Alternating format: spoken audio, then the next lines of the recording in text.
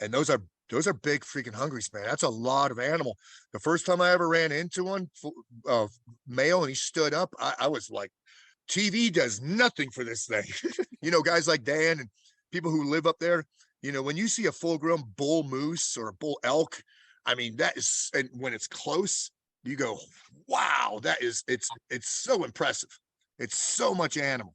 Yeah. And with the Grizz, man, I mean, I walked up on him. He was only 15 yards away. So I got a full frontal shot of what this dude looks like. And the only thing that came to mind was, whoa. I mean, that was it. I said it out loud. How tall do you think he was when he reared shit. up? Oh, man. Like 10, Tall, this tall right here. To him, whatever that is. I don't know. But, I mean, let me see, I'm under 6 feet, at least 3 feet higher than me. Do you carry a bear spray? Yeah. So we go, bear spray, and then I carry a sidearm. Now once again, I talk to a lot of Grizz hunters, not internet freaking professionals, not internet douchebags, right, who will say, well, this caliber isn't going to do shit for that. And the Grizz hunters basically told me, that caliber, just like I talk about with people, the caliber debate. It's ridiculous. I mean, they didn't know me from anybody when I was talking to them, these outfitters and Grizz hunters. And I said, what caliber it will, can subdue a Grizz like that? And they said, well, it depends. Number one, how well can you shoot? And I told them I shoot very well.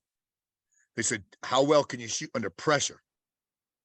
So I kind of explained my level to them without explaining it.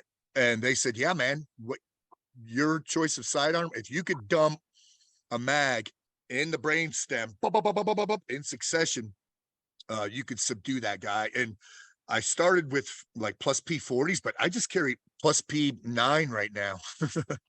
But we'll spread out, like usually we'll have a guy with a wheel gun, big wheel gun, 357 mag or camp security, just in the event. But they don't want to mess with you. You've got to kind of fuck up a little bit to have a Grizz attack you, because they're not out hunting people.